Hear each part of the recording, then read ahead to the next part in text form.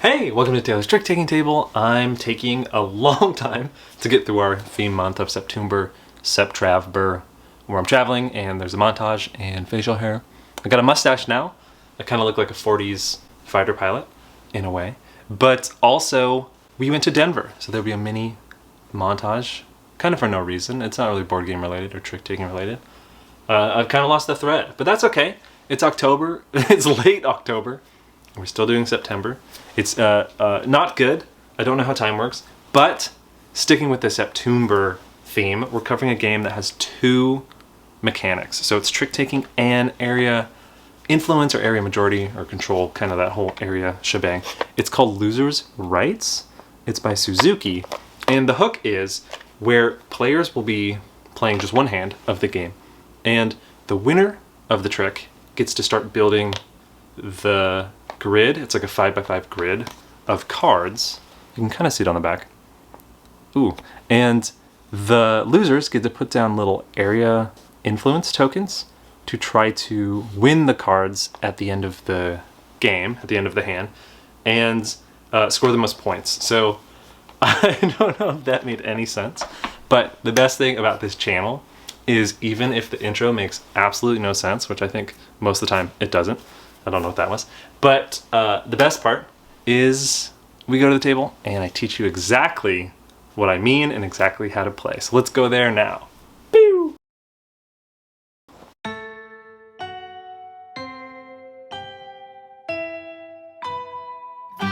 2, 1. Are you freaking kidding me?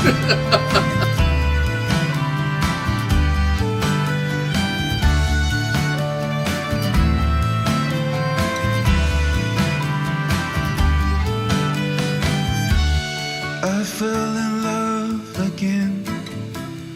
All things go, all things go. Drove to Chicago. All things know, all things know. We sold out close to the state. I don't mind, I don't mind. I made a lot. The nightlife is really good. Mistakes in my mind, in my mind. You came to take us. All things go, all things go to recreate us. All things grow, all things grow. We had our mindset. All things know, all things know. You had to find it. All things go, all things go. I drove to New York in a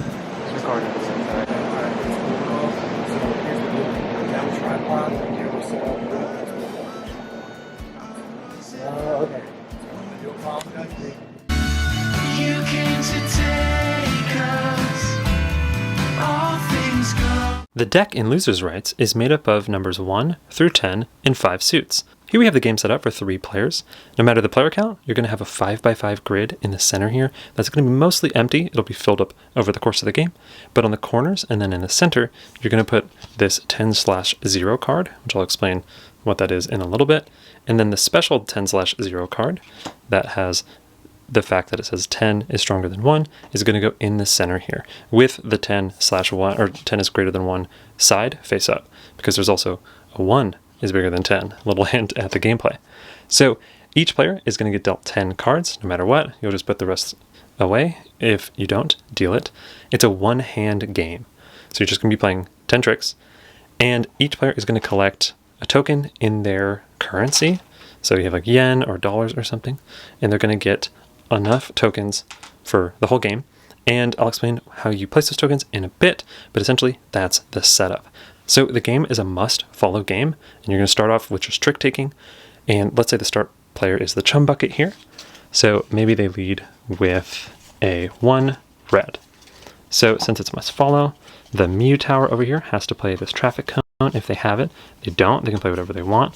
Maybe they play an 8, and then coming to the RV over here, it is must follow, so maybe they play a 9.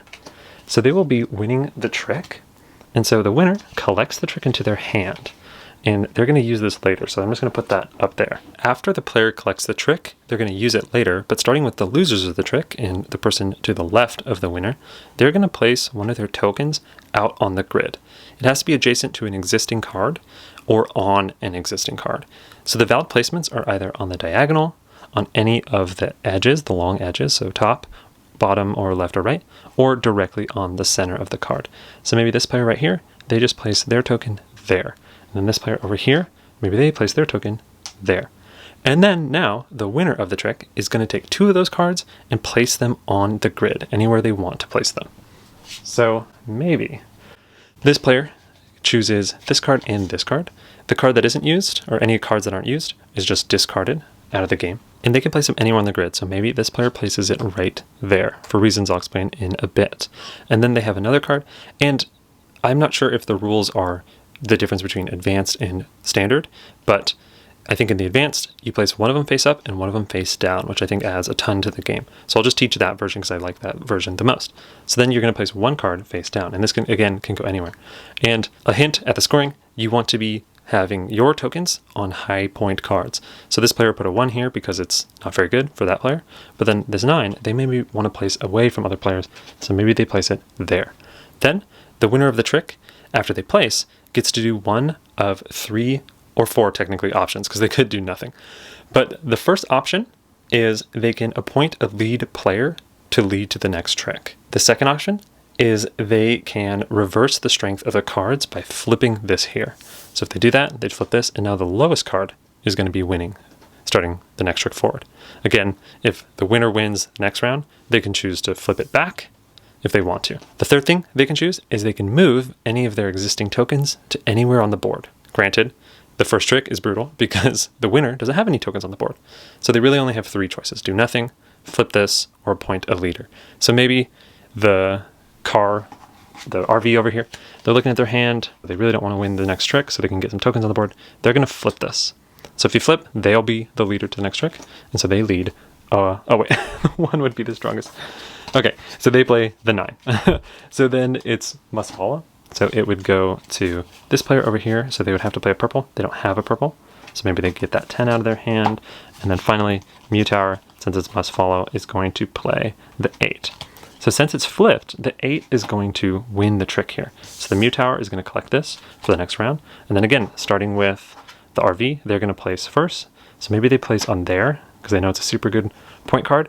And that's actually the strongest placement. So I'll explain what the placement is in a bit. And then this player over here notices, hey, why'd you place it there? I think that might be good. So then they place there to kind of touch both cards.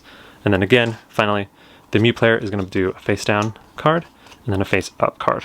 So maybe they do that. Maybe I could show the winner instead of appointing someone new. So instead of Mew Tower giving them the lead or changing this, they could move this token to here. So now they have a little bit of area control on these 2 cards as opposed to that one. If they do that, this will stay the same. So 1 will be the strongest and they'll be the lead. So maybe then after that, they lead with an 8.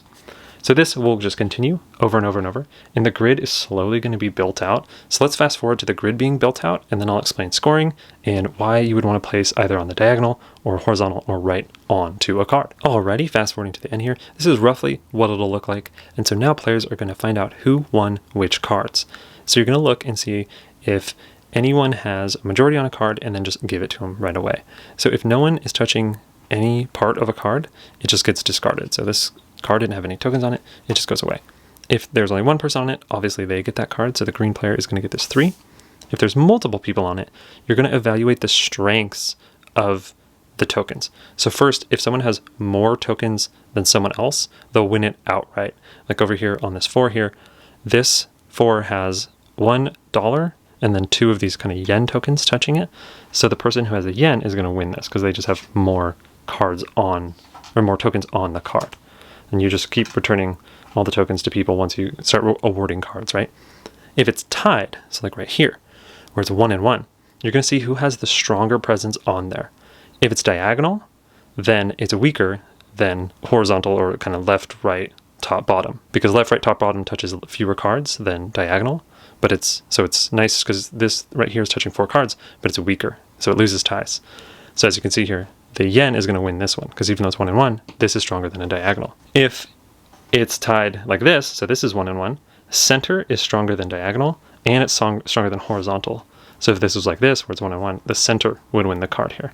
So then this player would flip this and take that. Then if it's tied, like I go back to this example, 2 and 2, and as you can see, diagonal, diagonal, horizontal, horizontal, no one wins that card. So this just gets discarded. So then you're going to just assign out all the cards and count up all the points. So these are face value. So this is 11 points. Over here, this player already has 14 points. You're going to count them all up, and whoever has the most points wins. The last thing, the bonus, and that's what these are, is whoever has the most of these cards is going to get a 10 bonus. If you don't have the most, you get 0. So like this player won this one. No one won this one. The battery died, but this player won this one. So as you can see, that player only won 1 of these, that didn't win any, and since that person won 2, they'll get 10 bonus points. Then whoever has the most points wins. It's just a one-hand game, and that's how to play Losers' Rights. Alrighty, so that is Losers' Rights, and I dig this game a lot, actually. I think there's a lot here to kind of work with and play around with. The fact that, like, the winner has a benefit, and then the losers have a benefit, and those benefits are pretty well balanced, I'd say. The fact that you can like really just like place cards anywhere is huge.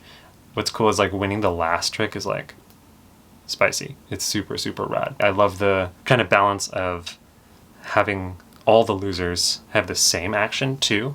There's not too much. What I was nervous was maybe the potential of like analysis paralysis, but there's not too much. The fact that there's like what I think the face up, face down balance is like it minimizes that AP and has players do like a pretty standard evaluation of the board in placing. So I think this game can get maybe bogged down if players think a lot. But the fact that there's like a perfect amount of information, especially on where to place cards for the winner, it moves along at a really quick pace. And I do always love like one-hand games. There's something to be said with like, if it goes well, you can just play again. So it's not too much of a commitment. And the whole hand has like a wonderful, wonderful arc. So the game itself is just super, super smooth. And it looks amazing, by the way. I didn't quite talk about it, but like the graphic design is nice. I had to pull it out, but I love the currency, that they're all different currencies.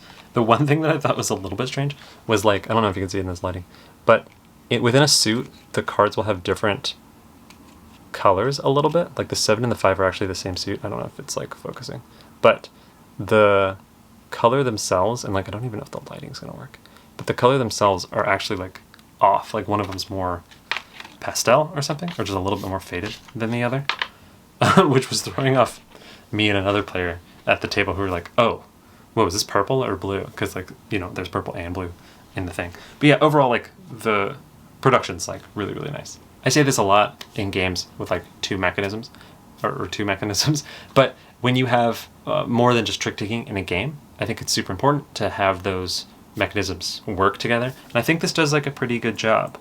I would say it does the best job of it at 4. So at 3 players, I noticed, since it's the same size grid, no matter the player count, that you get less fighting because there's just less players fighting over the same spots.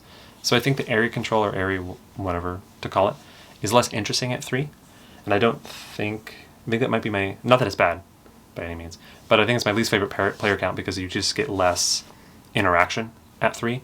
You get more control over the trick play, which is cool. But like, yeah, so like trick play is better, maybe. Area control is less. At 5, it's actually swapped, which is interesting. It's like the trick play is like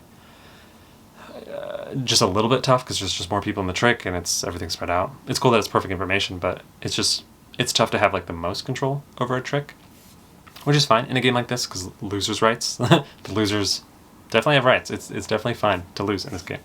But the area control in 5 is like tight. Like you're fighting everyone a lot.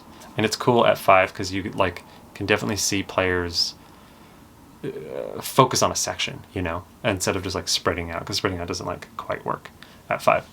So it's interesting that like different player counts emphasize the different mechanics.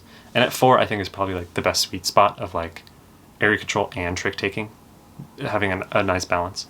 Because again, just that grid stays the same, right? So like the balance and the flow of the spaces at 4 just works really, really nice. Because you can sometimes get super hard battles, which is kind of what you want.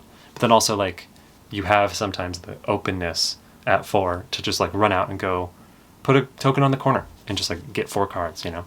So I think 4 is the best just for that balance. The other thing I really like about this game is the fact that when you place tokens, you have like a nice judgment call, right, of whether you want to place on the corner, so you're touching 4 cards, but it's super, super weak, right? Or place in the center. And I love that when someone like places a card first down or face down, when they win a trick, and then next time they place a token, they place it like right in the center because it's so good. The fact that like the losers have a ton of rights, a ton of power by like placing their tokens out, and then that's balanced though because the winner places cards after. So the one they place face down is probably better than the one they face up, you know, or like unless the one they face place up is like near a bunch of their tokens. But there's like a ton of information conveyed where like after the winner places, especially if they relocate a token, it like speaks volumes about like the current state of the board. And then like the funny part is winning that last trick where you can place things down and then do that final token move. It's just so juicy. I love that kind of maneuver of letting the winner kind of have some flexibility. They don't place another token, so they're at a token deficit compared to the losers at the table, but they get that flexibility of the knowledge of what is out there and kind of that final like shift, right? One thing that is tough about this game is the first trick is just not good to win, I think. It's just definitely not the best because you win the trick and then you're the one who has to place the cards out, so you don't get a token out there. So you're at a token deficit, which is like huge. And then on top of that, one of your main options, because you don't really want to like do nothing, kind of. So one of the main options where it's like moving the token around, you can't do because you don't have a token out on the board. So it's tough, especially like if you win the first 2 tricks, like, so sometimes it becomes like a super slough game. And I know what's great at least is like if you win a trick, you should have the facilities, either the flipping in the middle or making someone else lead, to be able to not win the next trick, which is like super important. But it is tough. I think just like the start of the game kind of has like this, like it's necessary, but it kind of has this like clunk, like when you pop in the clutch in a stick shift and you're like, like the first start is like a little bit, and then it gets into like a smooth flow. And that smooth flow works. You want to lose, you want to win at a good amount of rate in the middle of the trick, or of the hand, and then at the very end you want to win. So it's tough where it's like you want to lose, and you kind of want to do both, and then you kind of want to win. But that last winning, at least, is informed by the earlier trick play. So I don't mind the last trick you really, really want to win. Whereas the first trick is just like brutal. You could just like lead, especially in lower player counts when a bunch is cut out. You could lead like a 2 or 3 or something and be like, I should be good. And then you lose. Or sorry, you win. You win the trick, which is losing in the first trick, I guess.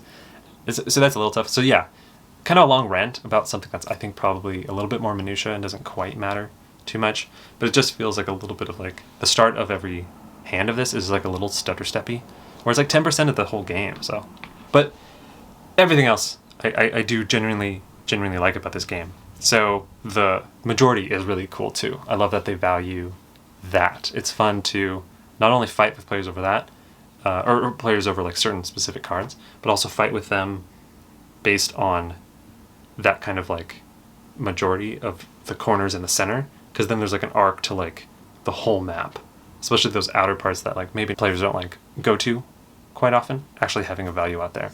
And I just love the choice of placing, you know, in the center, on the sides, and the diagonals. It's really cool. Do you want to touch more? You know, do you want stronger? It's cool. I like this game a lot. I think the only thing from me giving it like the seal or recommending it is I think the player counts are a little tough. Like if you have 3, I hope you like trick taking more than area control or area battling. And if you have 5, I hope you like area battling more than you like trick taking. So I think it's a little hard to finagle some of the player counts. And sometimes the must follow isn't like, I think it has to be must follow. There's like talks about it could be may follow, and the designer was kind of talking about this. But the whole like choosing someone else to lead or flipping it to having the 1 be the strongest as opposed to the 10. I think those options are amazing, and they are only amazing because it's must follow. But I think sometimes your hand situation can kind of force you to win a trick when you don't want to and lose a trick when you don't want to. So I don't know. I think like sometimes the trick play, which is totally fine, can kind of push players into like weird spots. So I don't think that's a complaint. It's just something that like it should be noted. So overall, I do really, really like this game. I think it falls just a little bit shy of the seal, just because I think there's sometimes where either the trick play or the area control play kind of is not, it's not forced, but it's like obvious what to do maybe. And I think sometimes the player counts are a little bit off at times. And then that first trick is a little bit stuttering. But overall, I think like there's really fun choices. I love the battling you can get in with players, and winning a trick and placing something face down and trying to do sometimes like a double bluff thing where you place like your token on the corner, and some people are like, oh, is that good? And they'll like place their token in the center of that card or like on the sides. It's interesting. There's like a lot of fun nuance in the game, and I do like kind of like this. I don't think it's like area control, but it's like area majority kind of balancing stuff. It's a cool system with like the corner, side, and center. It gives the players a lot of choices without adding like a crazy amount of complexity in the area control stuff. But yeah, so that is Losers' Rights. Definitely check it out. Thanks for watching. Losers' Rights. Losers' Rights. Losers' Rights.